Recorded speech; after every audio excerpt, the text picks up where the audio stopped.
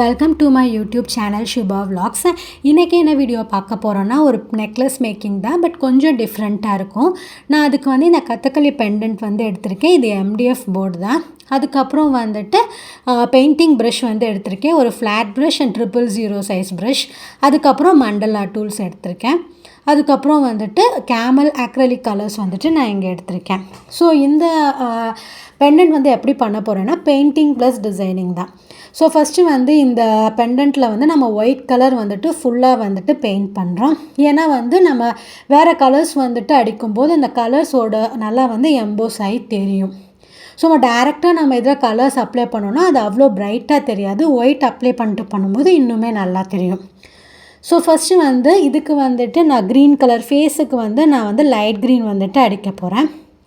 So நீங்கள் இந்த மாதிரி கதகளி பெண்டன்ட் இல்லை ஏதாவது ஃபேஸ் இந்த மாதிரி கல்ச்சுரல் ஆர்ட்ஸ்லாம் பண்ணும்போது ஏதாவது ஒரு ரெஃபரன்ஸ் இமேஜ் எடுத்துக்கோங்க. ஸோ தட் நமக்கு கலர் கன்ஃபியூஷன் எதுவுமே வராது.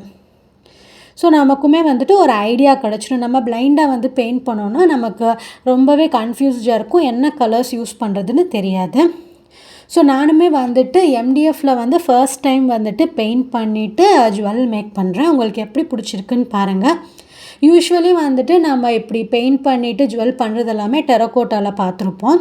டெரக்கோட்டாவில் உங்களுக்கு ப்ராசஸ் கொஞ்சம் அதிகமாக இருக்கும். ஃபஸ்ட்டு நீங்கள் மோல்டில் டிசைன் பண்ணணும்.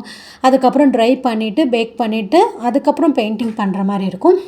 பட் MDFில் என்னென்னா நீங்கள் டேரெக்டாகவே பெயிண்ட் பண்ணி பெண்டன்ட் பண்ணிக்கலாம். ஸோ இதுலேயுமே நீங்கள் டெரக்கோட்டாவில் எப்படி பண்ணுறீங்களோ அதே மாதிரி டிசைனிங் பண்ணிக்கலாம். பட் இதில் என்ன ஒரே ஒரு ட்ராபேக்னால் உங்களுக்கு ரொம்ப சின்ன டிசைன் பண்ணுறது கொஞ்சம் கஷ்டமாக இருக்கும். ஏன்னா நீங்கள் இப்போது இந்த பெண்டன்ட் நான் 3 இன்ச் எடுத்திருக்கேன். ஸோ இதே நீங்கள் இயரிங் பண்ணும்போது ஒரு 1 இன்ச் இயரிங் இருந்தால் அழகாக இருக்கும். ஸோ 1 இன்ச்சுன்னு வரும்போது உங்களுக்கு ஃபேஸ் எல்லாமே ரொம்ப சின்னதாக இருக்கும், உங்களால் பெயிண்ட் பண்ண முடியாது. ஸோ இந்த ஜுவல்லையுமே நான் பெண்டன்ட் மட்டும்தான் இந்த கதகளி ஃபேஸ் பண்ணியிருப்பேன். மற்ற இயரிங் நான் வேறு ஃப்ளாரல் டிசைன் தான் பண்ணியிருப்பேன். ஸோ அதுதான் இதில் ட்ராபேக்காக இருக்கும். ஸோ நீங்கள் இந்த மாதிரி ஜுவல் பண்ணும்போது ஒரு ஆப்டான அதுக்கேற்ற கலர்ஸ் எல்லாமே கொடுத்துட்டு அதுக்கப்புறம் ஸ்டோன் ஒர்க் பண்ணி டிசைன் பண்ணும்போது அழகாக இருக்கும். ஸோ இது சில பேர் கேட்பாங்க, ஸ்டோன் எப்படியுமே அந்த கலர்ஸ் ஹைட் பண்ணும். சில கலர்ஸ் ஹைட் ஆகிடும். ஸோ அப்போ எதுக்கு இந்த மாதிரி இவ்வளோ இன்ட்ரிகேட்டாக கலர்ஸ் பண்ணணும், டேரெக்டாக கோல்டன் கலர் பண்ணிவிட்டு ஸ்டோன் பேஸ்ட் பண்ணலான்னு தோணும். பட் அந்த மாதிரி நீங்கள் கொடுக்கும்போது அந்த ஸ்டோன் இப்போது இந்த ப்ளூ கலரில் நான் ஒரு பிங்க் கலர் ஸ்டோன் ஒரு க்ரீன் கலர் ஸ்டோன் பேஸ்ட் பண்ணுறேன்னா அது ரொம்பவே ப்ரைட்டாக எடுத்து காமிக்கும். இதே நீங்கள் ஃபுல்லாகவே நீங்கள் கோல்டன் கலர் பண்ணிவிட்டு அதில் ஸ்டோன் ஒர்க் பண்ணிங்கன்னா அது அவ்வளோ எடுப்பாக தெரியாது. ஸோ நான் என்ன தான் இந்த பெயிண்டிங்கில் 000 ப்ரஷ் யூஸ் பண்ணாலுமே சம்டைம்ஸ் அந்த மார்க் பண்ணியிருப்பாங்க இல்லையா, ஸோ அந்த கேப்பில் கலர்ஸ் போக சான்சஸ் இருக்குது. ஸோ நீங்கள் எப்போவுமே இந்த மாதிரி ரொம்ப சின்ன இடத்துல பெயிண்ட் பண்ணணுன்னா மண்டலா டூல்ஸ் யூஸ் பண்ணிக்கலாம். அது உங்களுக்கு நீடில் மாதிரி இருக்கிறனால கலர்ஸ் ரொம்பவே ஸ்ப்ரெட் ஆகாது. உங்களுக்கு பெயிண்டிங்குமே நீட்டாக இருக்கும். ஏன்னா இந்த பெண்டன்ட் ரொம்பவே சின்ன சைஸ் தான், நீங்கள் ரொம்ப பார்த்து பெயிண்ட் பண்ணுற மாதிரி இருக்கும். ப்ரஷ் என்ன தான் நம்ம ரொம்ப ஸ்மால் சைஸ் யூஸ் பண்ணாலுமே பெயிண்ட் வெளியே வர சான்சஸ் ரொம்ப இருக்குது. அதனால நான் இங்கே மண்டலா டூல் யூஸ் பண்ணியிருக்கேன். ரொம்ப ப்ராடான ஸ்பேஸ், சப்போஸ் இந்த கதகளி ஃபேஸுக்கெல்லாமே நான் ப்ரஷ் யூஸ் பண்ணியிருப்பேன். இந்த மாதிரி ஸ்பேஸுக்கெல்லாமே நம்ம அந்த டூல் யூஸ் பண்ணிக்கலாம். அப்புறம் இந்த பெண்டன்ட்டில் நம்ம ஸ்டோன் ஒர்க் பண்ணும்போது மேக்ஸிமம் 3 mm ஸ்டோன்ஸ் தான் யூஸ் பண்ணியிருப்போம். ரேராக இந்த 4 mm போல் யூஸ் பண்ணியிருப்பேன். அதுக்கப்புறம் ப்ளூ கலரில் யூஸ் பண்ணும்போது ஒரு 4 mm ஸ்டோன் யூஸ் பண்ணியிருப்பேன். மற்றபடி எல்லாமே நான் இங்கே 3 mm ஸ்டோன்ஸ் தான் யூஸ் பண்ணியிருக்கேன். ஸோ இந்த பெயிண்டிங்கில் நான் என்ன பண்ணியிருப்பேன்னா ஒரு கலர் டார்க்காக கொடுத்தோன்னா பக்கத்தில் இருக்கிற கலர்ஸ் கொஞ்சம் லைட் கலர்ஸ் கொடுக்கலாம். ஸோ தட் உங்களுக்கு ஜுவல் பார்க்க நல்லாவே ப்ரைட்டாக தெரியும். அவ்வளோதான், பெயிண்டிங் ஒர்க் இப்போது கம்ப்ளீட் ஆக போகுது. ஃபுல்லாகவே நீங்கள் இந்த மாதிரி எல்லா இடத்துலையுமே நீட்டாக பெயிண்ட் பண்ணிக்கோங்க. ஸோ நீங்கள் எப்போவுமே இந்த மாதிரி மாஸ்க்கு ஃபேஸ் அதுக்கப்புறம் ஏதாவது ஒரு கல்ச்சுரல் டிசைன்ஸ் அந்த மாதிரி ஏதாவது பண்ணும்போது ஒரு ரெஃபரன்ஸ் இமேஜ் எப்போவுமே யூஸ் பண்ணுங்கள். ஸோ தட் உங்களுக்கு வந்துட்டு ஒரு ஐடியா இருக்கும். நீங்கள் பெயிண்ட் பண்ணும்போதுமே அது வந்து அவுட்புட் வந்து ஃபைனலாக பார்க்கும்போது ரொம்ப அழகாக இருக்கும். ஸோ அவ்வளோதான். இந்த மாதிரி நான் வந்து ஃபுல் ஃபேஸுக்குமே வந்துட்டு பெயிண்ட் பண்ணிக்கிறேன். ஸோ நீங்கள் வந்துட்டு டிஎம்மில் வந்து இந்த மாதிரி போர்டு வந்து நம்ம வந்து ரா மெட்டீரியல் செல் பண்ணுறோம் இல்லையா? ஸோ அதனால் வந்து எம்டிஎஃப் போர்டு வந்து கிடைக்குமான்னு கேட்பீங்க. நம்மக்கிட்ட வந்துட்டு இப்போது ப்ளைன் போர்ட்ஸ் தான் அவைலபிளாக இருக்குது. ஸோ நானுமே இப்போ தான் வந்துட்டு இதை ட்ரை பண்ணுறனால இன்னுமே வந்துட்டு இந்த போர்டு வந்துட்டு செல் பண்ண ஸ்டார்ட் பண்ணல. ஸோ இப்போதைக்கு வந்துட்டு கஸ்டமைஸ்டு ஜுவல்லரியாக மட்டும்தான் வந்து இந்த மாதிரி பெயிண்டட் ஜுவல்லரி வந்துட்டு செல் பண்ண ஸ்டார்ட் பண்ணியிருக்கோம். ஸோ நீங்கள் வீடியோ பார்த்துட்டு எப்படி இருக்குன்னு சொல்லுங்கள். ஸோ அதுக்கப்புறம் தான் வந்து இது எப்படி நம்ம ஸ்டாக் பண்ணி செல் பண்ணுறதான்னு பார்க்கலாம். ஸோ இப்போதைக்கு உங்கள் யாருக்காவது இந்த மாதிரி ஜுவல் வேணும், கஸ்டமைஸ்டு பெயிண்டட் ஜுவல்ஸ் வேணும்னா, அதர் தென் டெரக்கோட்டா இல்லாமல் இந்த மாதிரி எம்டிஎஃப்பில் வந்து ஜுவல் நீங்கள் விருப்பப்படுறீங்கன்னா நீங்கள் மெசேஜ் பண்ணுங்கள். உங்களுக்கு எதாவது டிசைன் பிடிச்சிருந்தாலும் மெசேஜ் பண்ணுங்கள். அது வந்து நம்ம கஸ்டமைஸ் பண்ண முடியுமான்னு பார்த்துட்டு நான் உங்களுக்கு ரிப்ளை பண்ணுவேன். ஸோ இந்த மாதிரி ஜுவல் வந்து நீங்கள் வந்து ஃபுல் கஸ்டமைஸ்டு ஜுவல்லரியாக வந்துட்டு நம்மக்கிட்ட வாங்கிக்கலாம். உங்கள் யாருக்காவது வந்து தேவைப்படுதுன்னா நீங்கள் வந்து நம்ம டிஸ்கிரிப்ஷன்லேயும் கொடுத்துருப்போம், ஸ்க்ரீன்லேயும் வாட்ஸ்அப் நம்பர் வந்து கொடுத்துருப்பேன். அதுக்கு வந்து நீங்கள் மெசேஜ் பண்ணி டீட்டெயில்ஸ் கேட்டுக்கலாம். ஸோ அவ்வளோதான். நான் இதுக்கு ஃபுல்லாகவே வந்துட்டு பிளாக்கில் வந்துட்டு அவுட்லைன் கொடுத்துட்டேன். ஸோ இப்போ வந்து நான் ஸ்டோன் பேஸ்ட் பண்ணுற போகிறேன். இதுக்கு வந்து இப்போ வந்து க்ரீன் கலர் 6K குந்தன் வந்து குந்தன் எடுத்திருக்கேன். அதை எடுத்துகிட்டு ஃபுல்லாகவே அந்த ஷேப்பில் வந்துட்டு நான் பேஸ்ட் பண்ணிக்கிறேன். ஸோ இதுக்கு வந்து நான் எல்லாமே வந்து B7000 க்ளூ தான் வந்து யூஸ் பண்ணுறேன். ஸோ தட் இது வந்து ஸ்ட்ராங்காக இருக்குங்கிறதுக்காக அதை யூஸ் பண்ணுறேன்.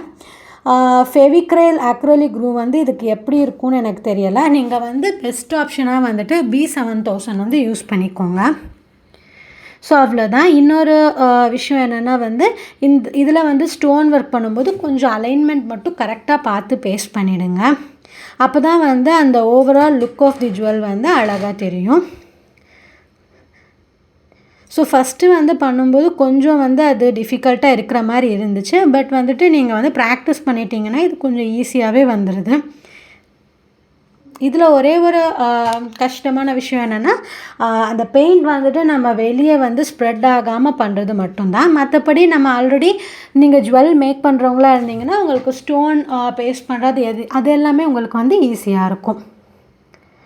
ஸோ நெக்ஸ்ட்டு வந்துட்டு இந்த ஜுவல்லுக்கு வந்துட்டு நான் அவுட்லைன் வந்து கோல்டன் கலர் 3mm வந்து கொடுக்குறேன்.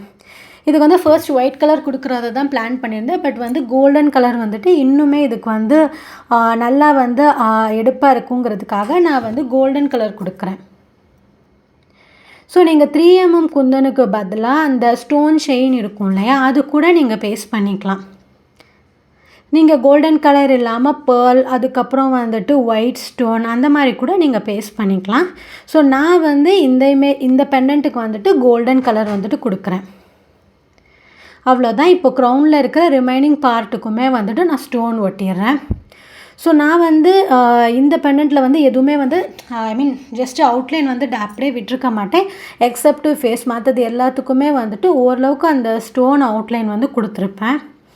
ஸோ தட் அந்த ஜுவல் பெண்டன்ட் பார்க்கவே வந்துட்டு கொஞ்சம் அழகாக தெரியும். நமக்கு எப்போவுமே வந்துட்டு ஜுவல் வந்து எம்போஸாக இருந்தால் தான் அழகாக இருக்கும், ஃப்ளாட்டாக இருக்கிறத விட.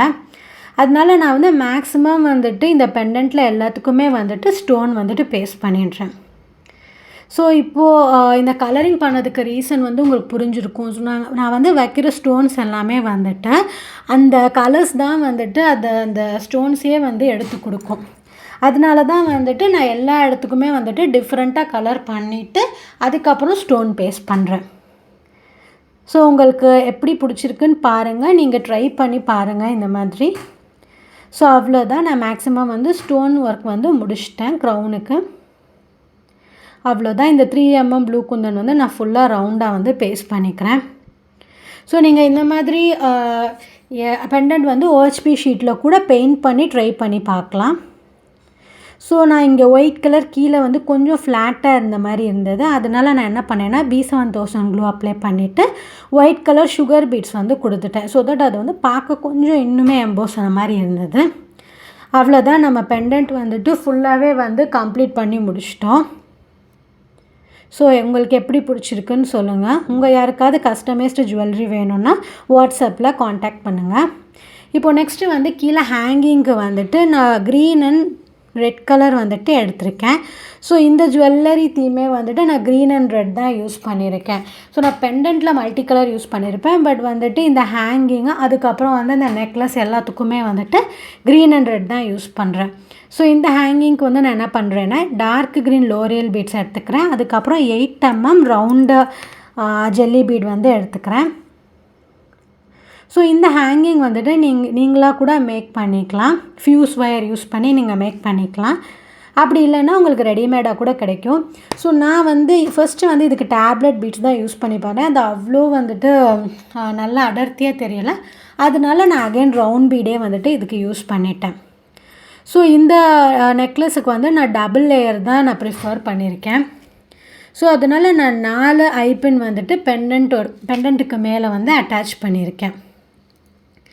ஸோ நம்ம எப்போவுமே கியர் ஒயர் கோர்ப்போம் இல்லையா? ஸோ அதே மாதிரி தான் வந்துட்டு கியர் லாக் கொடுத்து லாக் பண்ணிவிட்டு எக்ஸ்ட்ராஸை வந்துட்டு கட் பண்ணிவிட்டு அந்த கியர் ஒயர் வந்து கோர்த்துறேன். ஸோ நீங்கள் வந்து ஃபஸ்ட்டு வந்துட்டு 4 இதுக்குமே கியர் ஒயர் கோர்த்துட்டு அதுக்கப்புறம் ஜுவல்லரி பண்ணிங்கன்னா உங்களுக்கு ஈஸியாக இருக்கும். இதுக்கு வந்து நான் ஓவல் ஷேப் தான் எடுத்திருக்கேன். Green and red colour glass beads வந்துட்டு எடுத்திருக்கேன். சென்டரில் வந்துட்டு ஒரு 3 mm கோல்டன் கலர் நடுவில் வைக்கிறதுக்காக எடுத்திருக்கேன். ஒரு ஸ்பேசர் மாதிரி வைக்கிறதுக்காக எடுத்திருக்கேன். ஸோ ஃபஸ்ட்டு வந்துட்டு நான் எப்படி அரேஞ்ச் பண்ணுறேன்னு பாருங்கள். ஒரு கோல்டு பீட், அதுக்கப்புறம் ரெட் கலர் ஓவல் பீட், மறுபடியும் ஒரு கோல்டு பீட், அதுக்கப்புறம் க்ரீன். ஸோ இந்த மாதிரி நான் ஆல்டர்னேட் கலர்ஸாக தான் இதுக்கு வந்து யூஸ் பண்ணுறேன். ஸோ இது பார்க்கவே ரொம்பவே அழகாக இருந்துச்சு இந்த நெக்லஸ். நான் இது கொஞ்சம் லாங்கான நெக்லஸாக தான் பண்ணியிருக்கேன். அவ்வளோதான். இந்த அரேஞ்ச்மெண்ட் எப்படி இருக்குன்னு பார்த்துக்கோங்க. இதே மாதிரி தான் நான் பண்ணுறேன். உங்களுக்கு ஃபைனல் அவுட்புட் வந்து லாஸ்ட் அட்டாச் பண்ணியிருக்கேன். ஸோ இதுக்கு வந்து இயரிங் வந்து ரொம்பவே சிம்பிளாக பண்ணியிருக்கேன். ஒரு ஃப்ளாரல் இயரிங் தான். அதுலேயுமே வந்துட்டு க்ரீன் அண்ட் ரெட் யூஸ் பண்ணியிருக்கேன். தென் ஹேங்கிங்க்கு வந்து இதுக்கு வந்து நான் அந்த டேப்லெட் பீட்ஸ் வந்து யூஸ் பண்ணியிருக்கேன். நம்ம எப்போவுமே ஃப்ளாரல் ஷேப் பண்ணுவோம் இல்லையா? அந்த மாதிரி பண்ணிவிட்டு யூஸ் பண்ணியிருக்கேன். ஸோ இதுக்கு வந்து இயரிங்க்கு வந்து கதகளி ஃபேஸ் வந்து யூஸ் பண்ணுறது வந்து கொஞ்சம் கஷ்டமாக இருந்துச்சு. பெயிண்டிங் பண்ண முடியலை நம்மளால். அதனால நான் வந்துட்டு ஒரு சிம்பிளான இயரிங் தான் பண்ணியிருக்கேன். ஏன்னா பெண்டன்ட் வந்து உங்களுக்கு கிராண்டாக இருக்கிறனால இயரிங் வந்து சிம்பிளாக இருந்தால் கூட ரொம்ப அழகாக தெரியும். அவ்வளோதான். நான் இங்கே வந்து 3 ஹேங்கிங் வந்து கொடுத்துருக்கேன். ஸோ அவ்வளோதான். இயரிங் வந்துட்டு கம்ப்ளீட் ஆகிடுச்சு. இது ரொம்ப சிம்பிளாக இருக்கும். Final output of the image வந்து பாருங்கள் எப்படி இருக்குன்னு. அவ்வளோதான். உங்கள் யாருக்காவது customised jewellery and raw materials வேணும்னா இந்த நம்பருக்கு வாட்ஸ்அப் பண்ணுங்கள். தேங்க்ஸ் ஃபார் வாட்சிங் மை வீடியோ.